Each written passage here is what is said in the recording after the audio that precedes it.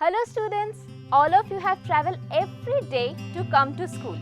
Some are by bus, some by school bus and some by their own car. But have you ever thought about what was used by people earlier to travel from one place to another place? Earlier people used bullock cart, tanga, etc. for travelling from one place to another place. So students, today we are going to study in this lesson about motion and measurement of distances. Story of transport, how far have we travelling from ancient to modern times and how wide is the desk. Long ago, people did not have any means of transport. Before the wheels have invented, only mean of transportation was walking. People also rode animal and used from transporting goods. They used animals like donkeys, horses, elephants, oxen, sleigh dogs and even bison. Anything that would have helped them to travel and transport goods from one place to another place. Overall, life wasn't that easy for travelers. They have to face a lot of adversities and atrocities to travel. However, as far as water transport was concerned, boats were available way before wheel was invented. The earliest boat was simple log of wood and how a hollow cavity was made for transporting. Then people started using woods to create boats and imitated the shape of creatures living in the water like whale, shark.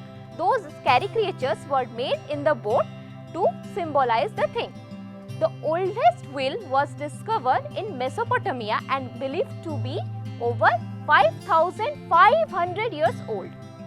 Humans worked on improving the design of wheel over thousands of years.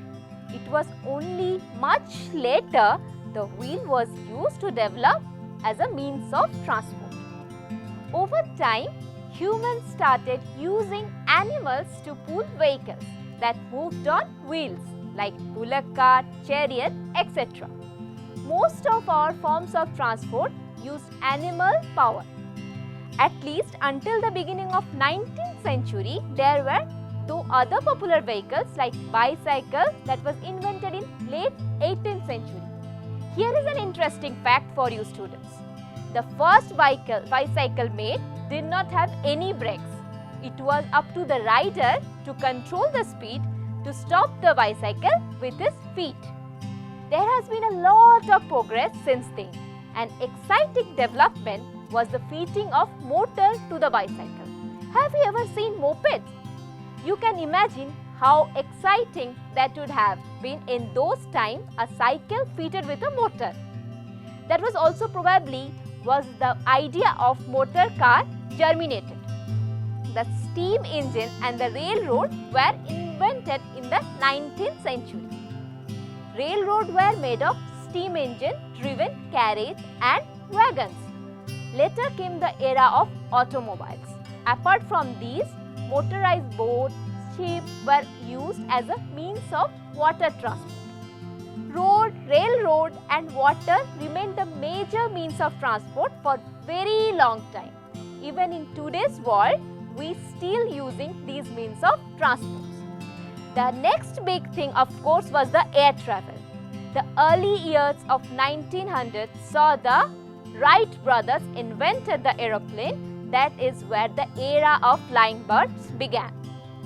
They gave the world another means of transport, that is the airways. It was a chain of events. One invention leading to another. Invention did not stop at the land and water transport. The effort to explore the universe, humans decided to explore space as well as in this desire led to the invention of spaceships, electric trains, monorails, supersonics, airplanes and spacecrafts are some of the 20th century to transportation. One of the most exciting development in the travel is the flying train. Can you say what is it said? It is referred to as flying train because it does not touch the rail as it moves. Huge magnet keeps the train suspended in the air. French TGV and Shanghai Maglev are the example of this type of train. We sure have come a long way since the wheel came into existence. So many mode of transportation available such as road, rail and water and airways. Now students, can you tell how does one decide on the best way to travel from one place to another place? Students, that we depend on many factors. You would consider number 1, where you want to go, and 2, how fast you get there.